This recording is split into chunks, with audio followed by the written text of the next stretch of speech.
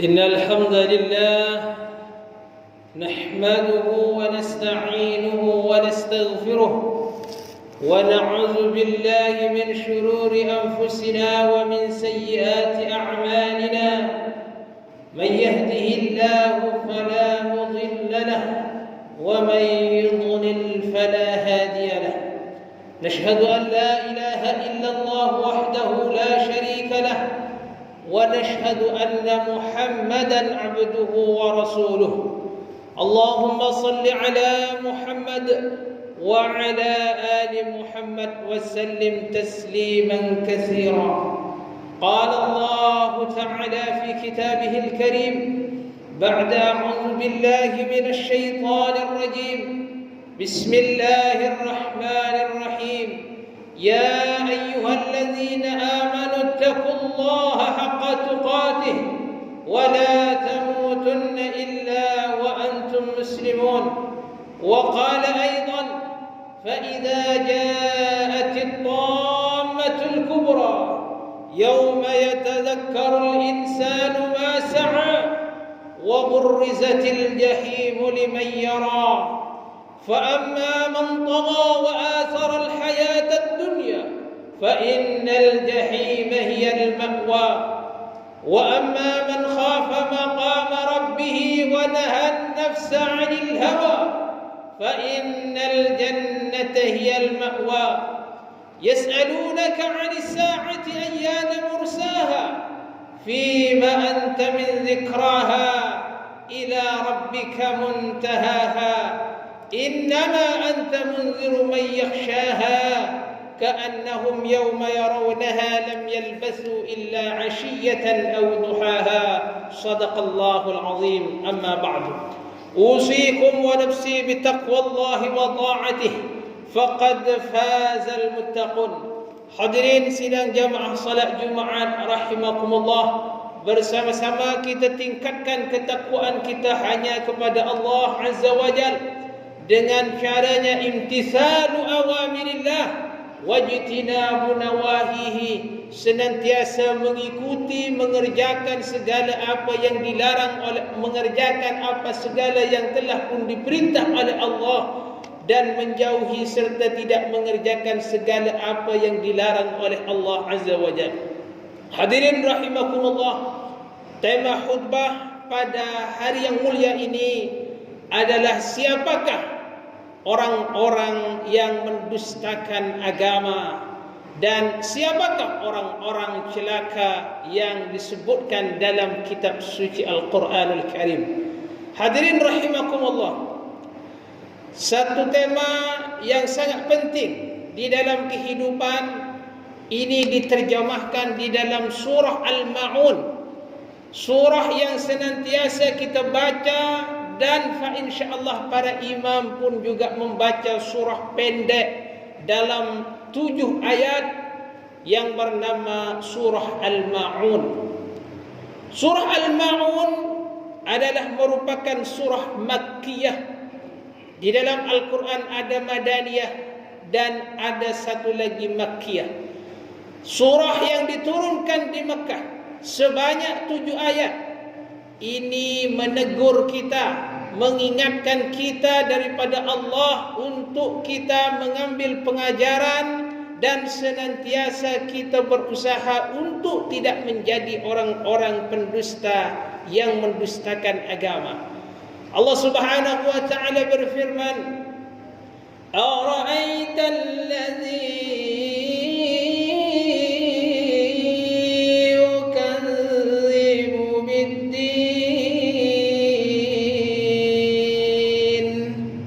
Tahukah kalian, tidakkah kamu lihat siapakah orang-orang yang mendustakan agama? Bid-din ada 2 makna.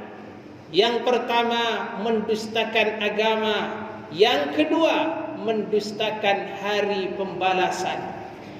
Kenapa disebut mendustakan agama?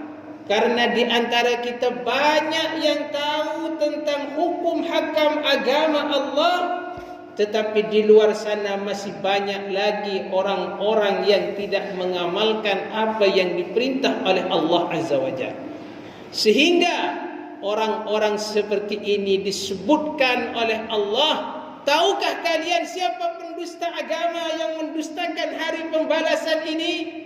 Percaya kepada Allah dan Rasulnya, percaya kepada Al-Quran, malaikat, qada dan qadarnya, salat, zakat, haji berulang kali. Tetapi pada masa yang sama, orang-orang yang mendustakan agama, yang pertama Allah Subhanahu wa taala menegaskan, fadzalika allazi yad'ul yatim,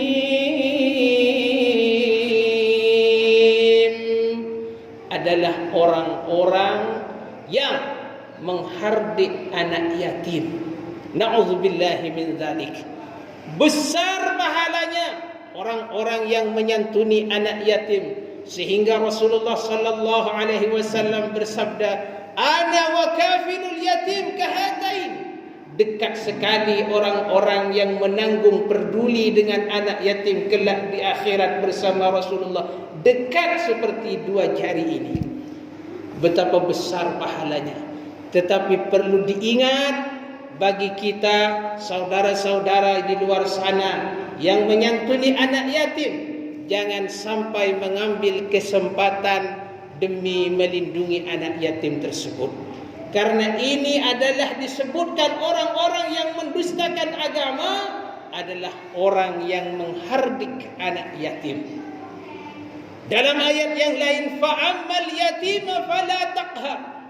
Anak-anak yatim jangan kamu hukum dengan hukum yang sewenang-wenang, dizalimi, walaupun mereka anak yatim itu tidak tahu, tetapi Allah yang Maha tahu. Allah juga disebutkan dalam ayat yang lain, mereka kemuliaan itu bukan karena harta dan pangkat kedudukannya. Kemuliaan dan kehinaannya mereka, kehinaannya tersebut disebabkan karena tidak memuliakan anak yatim. Kalla bal la tukrimunal yatim, disebabkan mereka tidak peduli, ada kemampuan namun tidak peduli dengan anak-anak yatim. Inilah orang yang dianggap oleh Allah mendustakan agama, yaitu orang yadu'ul yatim. Yang kedua, siapa yang dianggap mendustakan agama, wala yahuddu ala ta'amil miskin, orang-orang yang diberikan kemampuan, kekayaan, harta, namun tidak mau memberi makan kepada orang-orang miskin. Malah di luar sana ada sebahagian mengambil kesempatan memakan harta-harta orang miskin. Na'udzubillahi min dzalik. Wa amma sa'ila fala tanhar, orang-orang yang meminta karena ketidakcukupannya, jangan kamu hardik, jangan kamu zalimi, jangan kamu katakan dengan kata-kata yang kasar. Wala tahaduna ala ta'amil miskin, banyak orang-orang di sana tidak memberi kepada orang-orang miskin. Na'udzubillahi summa na'udzubillah. Oleh sebab itu, mudah-mudahan kita menjadi orang yang jujur, tidak masuk dalam kategori mendustakan agama Allah, karena ini adalah dosa besar. Kemudian Allah sebutkan di dalam surah Al-Ma'un, sengaja khatib mengambil satu tema yang mudah dan ringkas, dan surah ini sering dibaca, namun belum banyak menghayati ayat dan firman Allah yang ringkas berupa surah Al-Ma'un ini. Siapa orang yang celaka? Diteruskan dalam ayatnya, fawailul lil musallin.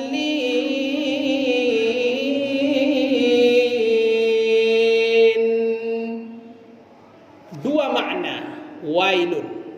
Satu makna neraka wail, yang kedua celaka. Siapa orang yang celaka ini, kata Allah? Yang pertama, alladzina hum an salatihim sahun,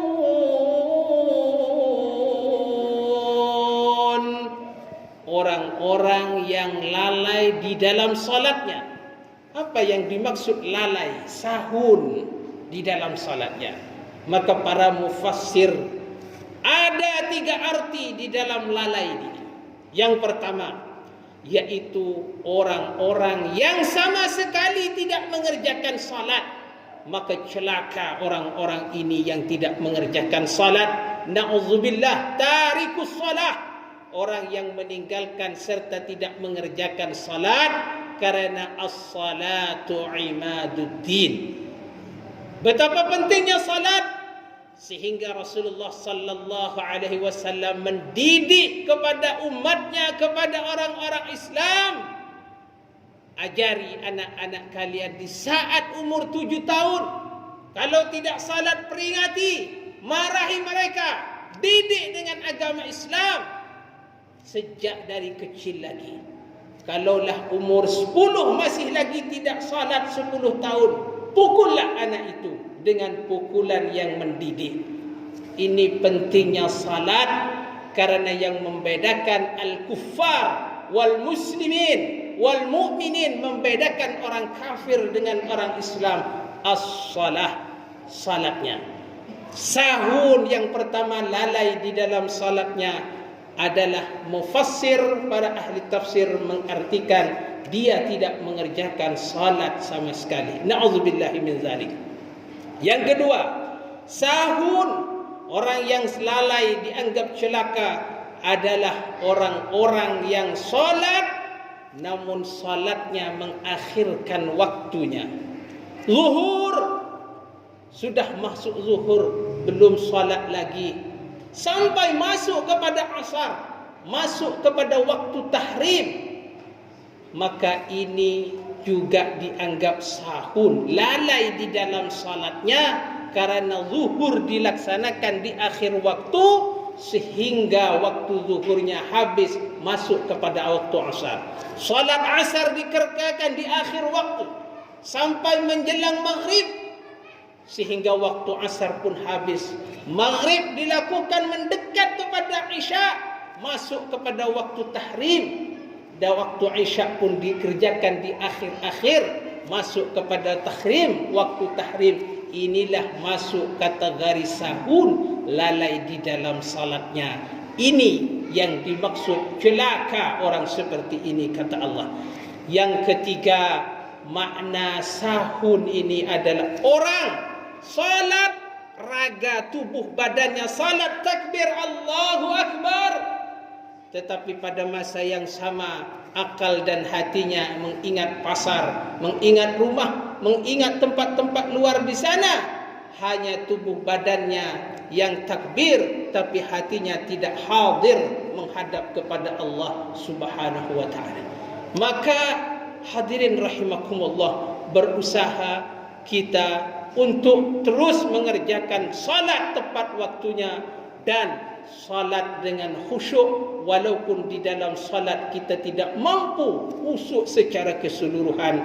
Mudah-mudahan kita mendapat pertolongan Allah menjadi orang yang khusyuk dan menjadi orang-orang beruntung, tidak menjadi orang-orang yang celaka. Kemudian disebutkan dalam ayat ini, siapa orang celaka kemudian? Walladzina hum yura'un,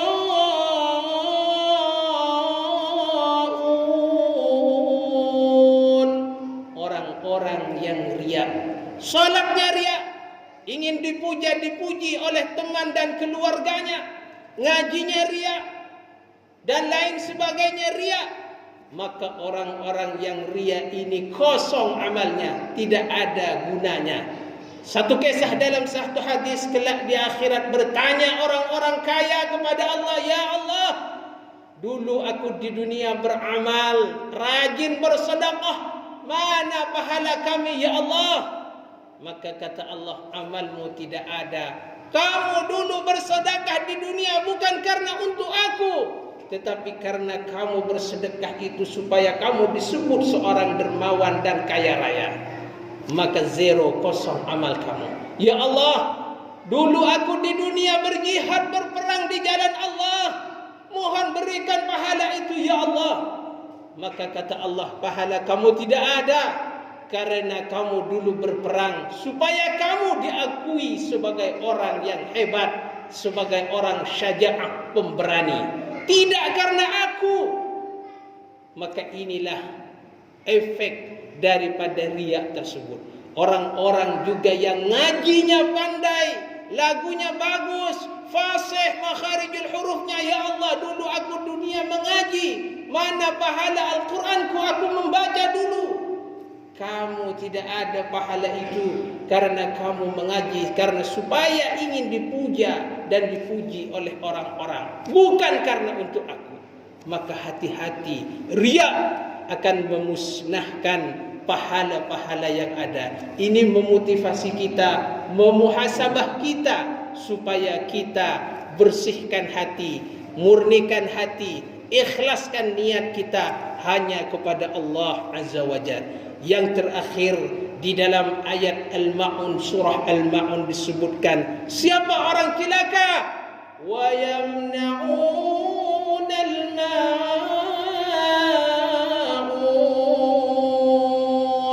Ada dua arti juga.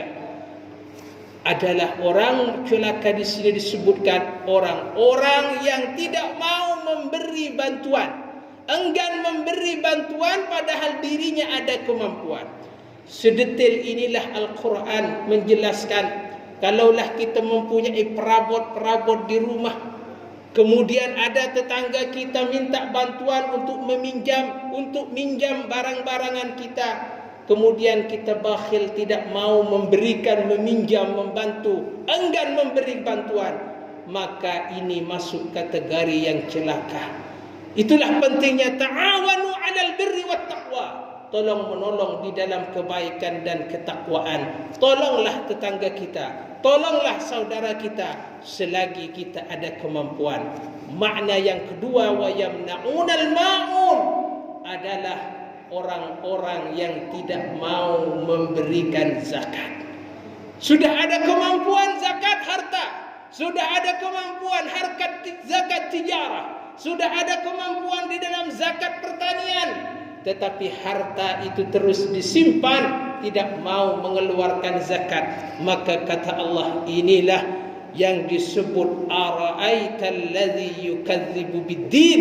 Inilah orang-orang yang mendustakan agama, dan sekaligus inilah fawailun, celaka bagi mereka-mereka yang mengamalkan pekerjaan seumpama ini. Na'udzubillahi min dzalik. Mudah-mudahan kita diselamatkan oleh Allah menjadi orang-orang yang jujur di dalam beragama, mengamalkan ilmunya, dan mudah-mudahan kita menjadi orang yang beruntung sehingga kita mendapat ridha daripada Allah Azza wa Jalla. Aqulu qawli hadza wa astaghfirullahal azim li wa lakum wa lisairil muslimin wal muslimat wal mu'minin wal mu'minat fastaghfiruhu innahu huwal ghafurur rahim.